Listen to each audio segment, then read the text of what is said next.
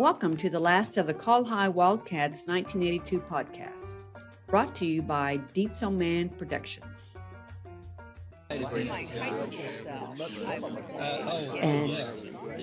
you go to college and you're on this all-star team. And so I would tell myself that really don't listen to that voice inside your head that tells you you're not good enough. And probably the other thing I would tell myself is get more sleep. Not everyone's gonna like you, but try to make them want to. Still working on that one. People say, oh, I'm not going to have kids yet because it's not the right time, or I'm not going to get married yet because it's not the right time. Well, if you keep moving the goalposts in life, it's never going to be the right time. So enjoy your life. Do what you love for a living. Figure out a way to make that work. Don't do something because it's what you're supposed to do or because it's going to be the most fun. You do something that makes you happy. Take going to Landers for lunch. Sitting around Jeff Blair's Mustang 2 and listening to his tape of Creek Wall.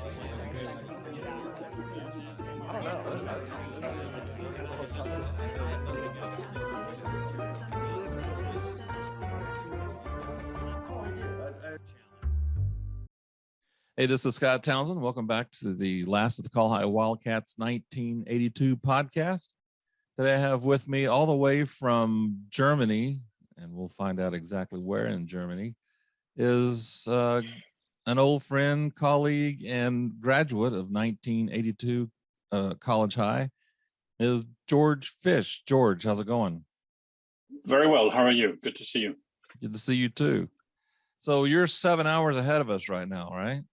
I am 7 hours ahead of you, located in the southwestern part of Germany, very close to the French and Swiss border. Oh, okay. In an area called, that's the Black Forest. Oh, the Black Forest. Okay. And so it's 5 o'clock there now? It's a little bit after 5. No, a little bit after 6, actually. 6. Sorry. Oh, okay. Yep.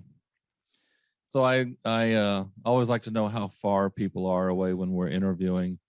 Amy Walden, she was in San Diego. I think that was 1,000 miles. Then I spoke to Christine Svensson. She was 4,000 miles, and I dialed you in, and it looks like you win for the longest interview distance, 5,000 miles. So it's safe to say that you're almost on totally opposite side of the world right now.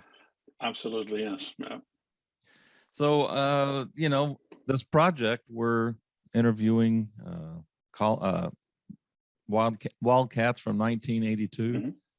the last of the Col-Hi Wildcats. And it's kind of funny how this all came about is talk to Amy Wallen, then someone suggested I talk to Christine Svensson, and I talked to Christine Svensson. She said I should talk to you. And so there's really no rhyme or reason how this is all shaking out. It's just right. Whoever refers who. But first question for you is, what did you have for breakfast? Not much, just a cup of coffee. I take it black, no, nothing added, just a couple of cups of coffee, and that was it. Oh, man. So nothing spectacular. Yeah. Big plans for the holidays? What do y'all do for holidays over there? Forgive me for being ignorant. There are basically two ways of celebrating Christmas. One is with Corona, one is without Corona. So this year, who knows? We have no idea what's going to happen. We're moving towards another lockdown here in the southwestern part of the country. Oh, are you really? You got to stay at home. You got to spend time with your family. You don't get to see too many of your friends. Not too much shopping is possible. So we'll have to see. Without Corona, big celebration actually on Christmas Eve on the 24th. This is where the family comes together, where you have your Christmas dinner, the presents are being exchanged and all of that. And then 25th and 26th are bank holidays where people visit, they, meet with friends, meet with family. Yeah. The big thing is the 24th actually for us. No, that's cool. So what have you been up to these last 39 years since 39 years. Yeah. Can you give us a recap in 2 minutes? Yeah. I've actually come back to Bartlesville a couple of times. I visited a number of times. I worked actually there as a summer associate in Stacy Robinet's father's law firm at some point. I'm a lawyer by background. I went to law school in Germany. I went to law school in the US. Worked as an attorney for more than 20 years, mostly in-house for American IT companies. Left the law a few years ago, and I now work as an independent leadership coach and consultant, together with a team of 11 colleagues and partners. So for the second part of my life, I'm decided I want to be a coach and work as a coach and consultant. What made you take the step from law to coaching? It's an interesting development. I think at some point during my last in-house role as a lawyer, the human resources department came along and said, "Hey, we want to introduce you to coaching. Are you willing to take a look at it?" And over a number of years, I went through certain trainings and certifications and education programs. And then back in 2016, in a performance review, my boss said, "Hey, you need to make up your mind. What do you want to do? Be a lawyer or be a coach?" And I told him the next morning, I said, "Look, I want to be a coach. And it's fulfilling work. It's fantastic work. It's fun work. I love working with individuals, love working with teams and organizations." And it seemed to be the right thing at the right time, leaving in-house legal environments and doing something completely different with more of a focus on personal growth, on team organizational development. That's cool. So so that's what you're doing right now. That leads us up to That's what I'm today. doing right now. As I said, I went to law school in Germany, in the US. I have a law degree from University of Miami in Florida. I went to German law school, worked as a lawyer for a number of years. In '91, I came back to Bartlesville as a summer intern. Great experience back then. I visited a couple of times, visited the folks that I stayed with. I've been in regular contact actually with the world in Oklahoma.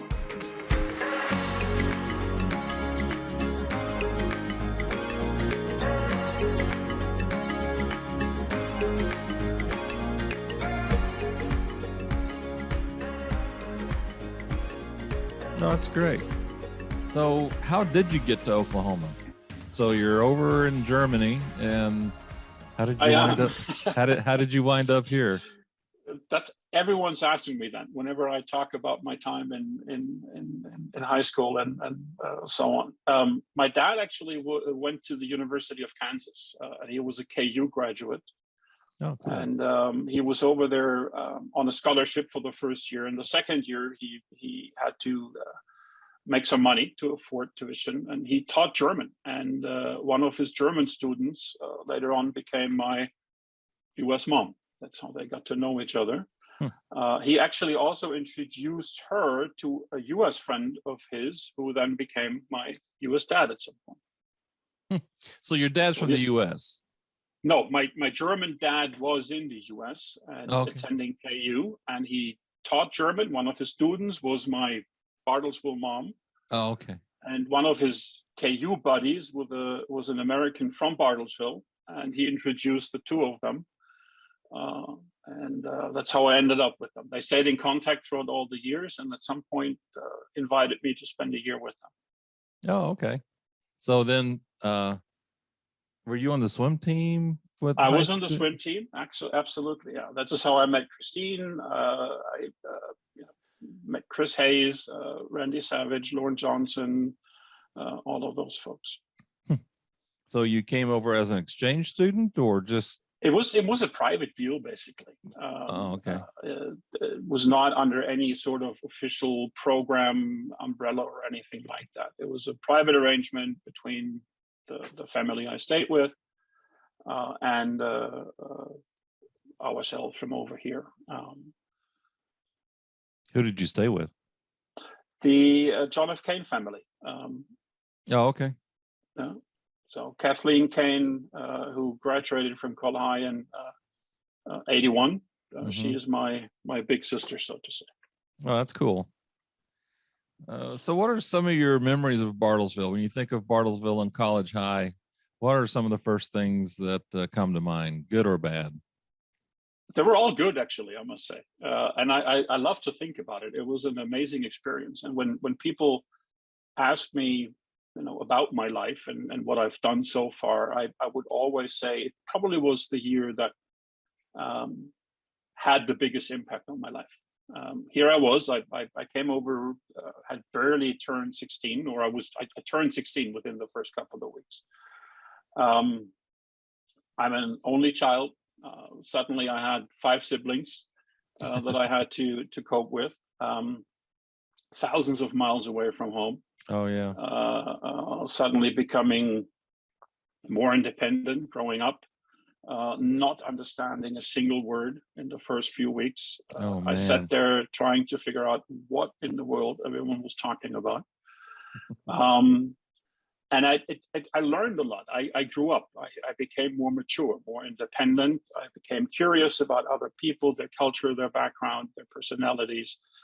It's clearly something that had an impact for me personally. Some of the memories, obviously, the swim team and the swim meets that we had, sitting next to my wonderful friend Donnie Moreland in American literature. Both of us barely keeping our eyes open because we were tired from either swim practice or basketball practice. Yeah. Driving out to lunch with him. I forgot the name of the place, but we used to go to a place across town where we had these big, gigantic cinnamon rolls, hot cinnamon rolls that we would go for lunch. So remembering that, the Canes are all KU graduates, so we spend a lot of time up in Lawrence attending football and basketball games up there. To this day, I follow the Jayhawks basketball. Yeah. Big fan of them. What else? Food, obviously, big difference to what's out here, especially on the meat side. The quality is so much better and different. So I do remember steak grilling, barbecuing, burgers, all of that. Christine mentioned that too, how the meat was more tender or whatever than what she was getting. And I don't know what you guys do to it or with it or how you feed your cattle, but it was always something that was absolutely fantastic.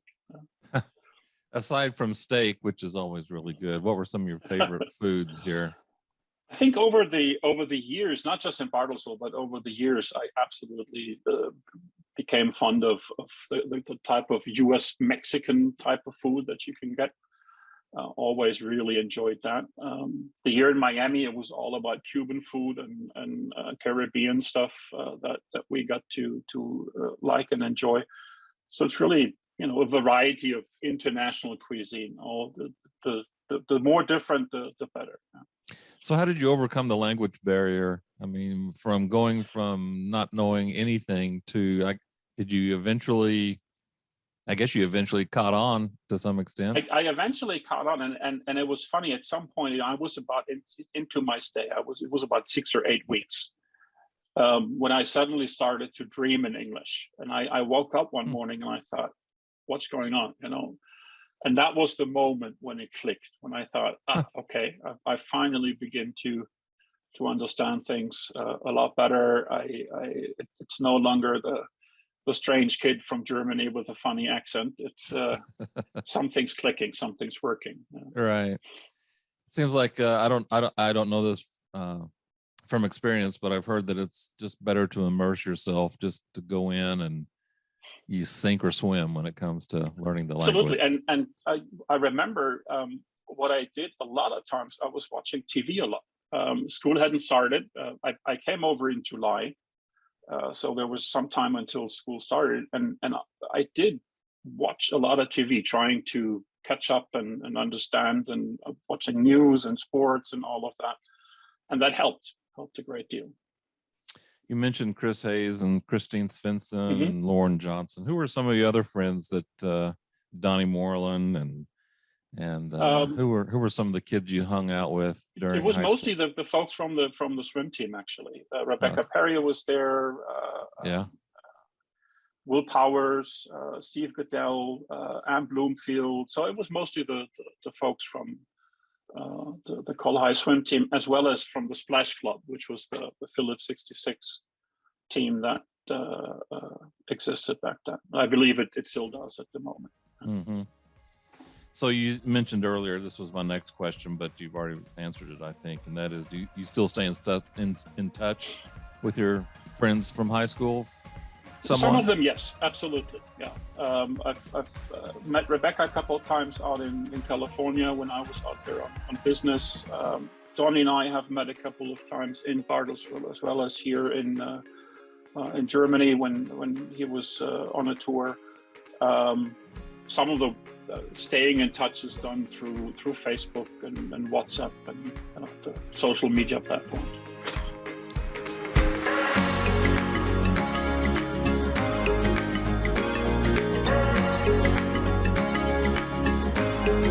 Thank you for listening to the last of the Col-Hi Wildcats 1982 podcast.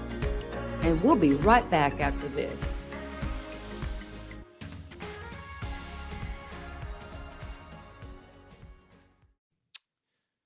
Hey, this is Scott Townsend. Thanks for watching, listening to this episode of the last of the Col-Hi Wildcats 1982 podcast. I'll invite you, if you like what you see here on YouTube, subscribe to the channel. We have 33 subscribers so far. I'd like to make that number 100. So if you can help me with that, that'd be great. Also with the podcast on Spotify or iTunes, iHeartRadio, tune in, subscribe, like, share, leave a review. That would be a great help too. So just a couple of things there. See if we can get the subscribers up to 100 on YouTube, and see if we can get some more subscribers and likes, shares on the podcast side of things. Anyway, have a great day, and we'll talk to you later. Pop's Daylight Donuts, man, they've got the best tasting donuts, sausage wraps, pastries in Northeast Oklahoma. And also, if you'll tell the staff there, hey, Scott Townsend said to give me a large spicy pig, they'll give you a free large spicy sausage wrap. But you have to tell them Scott Townsend sent you. So tell them, hey, Scott Townsend told me to tell you to give me a large spicy pig. So there's the offer. There's the call to action. So go to Pop's Daylight Donuts. Say hi to Mark for me. And yeah, go to Pop's Daylight Donuts and get you some. Maybe we can shift gears just for a second here. You're with Fisch Friends International. Can you give us a quick intro to leadership as you see it? Your coaching, your personal coaching, team coaching, helping people with leadership questions. So yeah, can you give us a quick intro as to leadership as you see it? I would say, regardless of whether you look at it from an individual or from a team perspective, what this is all about is the art of, I would say, motivating people to act towards achieving a common goal. You want to inspire them to do something. You have an inspiring vision for the future. You motivate people to engage with that vision, to work jointly towards that vision or individually. You are a good listener. You can read between the lines. You can focus on other people. You're not just looking at your own personal agenda. You coach people, you build a team, and you actually help them really become more productive and effective moving forward. Again, this could be for individuals, this could be for teams and organizations as well. So it's, and two, is probably somebody who can identify the strengths of the team and being able to pull those strengths together for a common good. Exactly. So it's those skills all together. And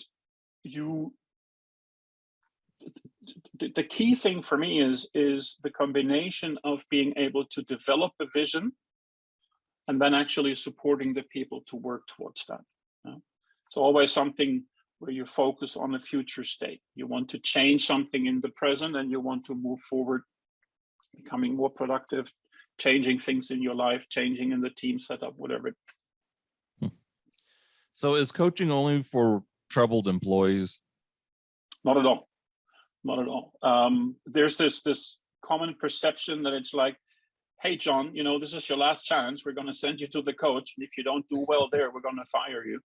Not at all. If I look at the majority of our individual clients, these are all actually top performers. It's helping you to become more productive, more effective. It's for people who actually want to change something or feel the need to change something in their lives. Could be personal stuff, could be professional, and has nothing to do with poor performance. You may be interested in changing your performance habits, absolutely, and you may want to change from, you know, poor performance to positive, but that's not the only thing. Rather the contrary. There are many other areas actually that you could use a coach for. I always find it interesting that professional athletes who are at the top of their game have a coach of some sort still helping them. Exactly. You know, that's amazing. If they think it's worth, if they think it's important, now I'm just going to say, if they think it's important and it helps them stay on top of their A game, then maybe we should do the same thing. And it's an interesting one. We work with CEOs, we work with people in middle management positions. I work with individual contributors in companies that want to get better, that want to change, that want to engage in any sort of transformational process for families, for little teams, for smaller teams. You know, it's anyone can work with a coach, and in many regards, in many areas of their lives, maybe all of us should work with a coach. I have a coach myself.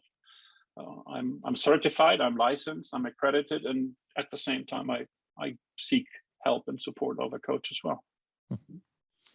So in coaching, in these sessions, people come to you looking for advice. Is that right? No. Coaching is not advising. Coaching is not mentoring. Coaching definitely is not therapy. I'm not trying to heal anyone. What coaching is, you engage in a conversational process where the coach is asking questions, and you as the client or the coachee, you answer these questions, and the answering should help you to resolve your challenges. So all I'm doing is giving you new perspectives. I may ask you to do certain things, certain exercises. You will get homework in between the sessions, but I will never give you advice. You know better what's good for you than I do. And so from that perspective, I'm trying to give you new perspectives, new points of view, where you can then say, hey, okay, this may make sense. I'll try this or I'll try that. So why should I have a coach if I already know the answers? The question is, do you? If you feel you have a challenge, if you want to, change careers, or you're thinking about moving from one job to another, from one company to another, or you have a small little team, 2, 3, 4 people, and you feel they're not getting along really well. Those could be examples where you actually go and seek the support of a coach. When you know all of the answers, the question then would be, do you have any challenges? If there are challenges, then you may actually come and talk to us and see whether we can help you. And if you do have all the answers, then you're probably the only one in the world that does. No, that does, absolutely. And the funny thing is, when you look at the work that we do, you often start with professional topics. And it's like peeling the onion. After 2 or 3 sessions, things can then become extremely personal, very emotional for the client. And what started out as a career type of a session and discussion may then turn into something where it's all about them personally. Yeah. Is coaching just about behaviors, changing behaviors? It's about changing behaviors. It's about changing actions, activities. You will never change someone's personality. I think that's impossible. You are who you are as a human being. But what you can change is behaviors, actions, activities, some of your plans, some of your actions, activities that you undertake, the way you live, the way you run your business, the way you act and behave in a relationship, for example, that you can change. Absolutely. Do you do coaching in the US? Yes, mostly virtually, obviously. I have a number of US clients. I have clients, and I had one client last year in Brazil. We met virtually. We have a number of little teams and individual clients in the US. All of the training that we have done actually was with US-based coach training institutions and schools out of California. So there's a connection over to the US, and we use it, we leverage it quite regularly. As you reflect on 2021 and what there is to come in 2022, the key questions for you are what? Clearly, number one is health. The COVID-19 thing is not only wearing you out, it's tiring, it's exhausting, it's frustrating. Connected with that is the number one point, and that is you need to stay healthy and safe. So that's one thing. Number two is business development. Interesting enough, we've had a very strong 2020, very good, very positive 2021. That's great. So with all of that going on, all of the madness around us going on, a key question will be to actually grow our business. We want to do more internationally. The team members are kind of spread out all over Europe. We have one guy in the US and Canada. We want to do more internationally. So that would be one of the key questions for us, absolutely. Do you think this Zoom virtual meeting stuff has helped expand your business? I think it has, because you from a client perspective, it saves money. No travel costs, no lodging costs, no Right. housing or anything like that. You can meet more frequently. And I would say 2021, if I look at the business so far that we've done, about 75–80% has been virtually. And we do everything. We do team coaching virtually. We've had situations where we had 20–25 people in the Zoom call, and we worked with them. At that point, then you would have 2 or 3 coaches involved, but it works extremely well. That's cool. So what's 2022 going to be like? If you could look into your crystal ball, Georg Fisch's crystal ball, what? Crystal ball. That's a very good question. At the moment, it's very blurry, right? Lots of uncertainty.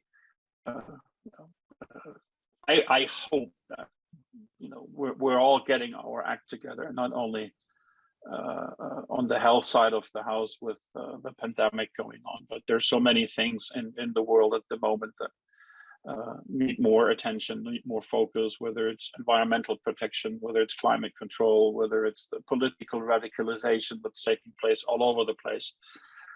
So what I would love to see in my ball is people getting their act together. That would be wonderful. Yeah. If someone wants to get in touch with you regarding you or your business, where do they go? What do they? Social media. I'm all over the place. I'm on Facebook. I'm on Instagram. I'm on LinkedIn. Email will do. Any kind of messaging that the platforms offer. Anytime. Would love to hear from people. Absolutely. So yeah, it'll be fun when we post this video and the audio to our Facebook, the Col-Hi Wildcats Facebook page. It'll be interesting to see the comments and the everybody Right. getting together. Yeah. What? And I'm happy to, once you have it posted, I'll add my contact details in a comment, and then people can get in touch if they want to. Sure. So are you going to the reunion? Good question.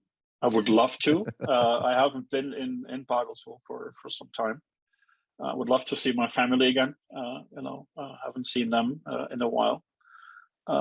If at all possible, I would love to come. Absolutely, yes.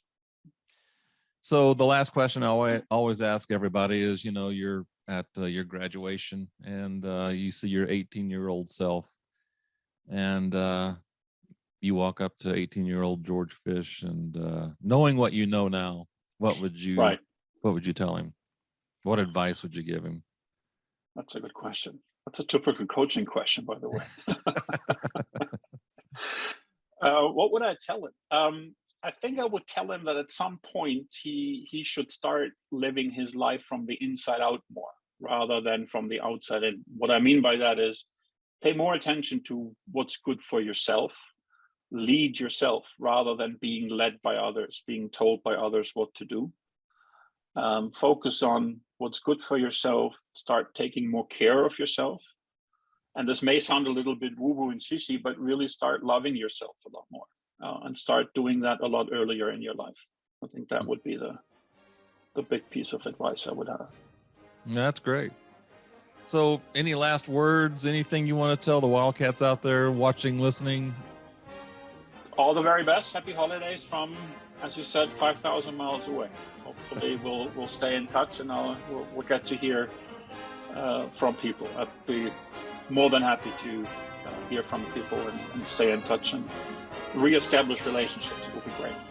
Yeah, that's great. So, well, for Georg Fisch, this is Scott Townsend. Thanks for watching, listening to the last of the Col-Hi Wildcats 1982 podcast. Have a great day, and we'll talk to you later.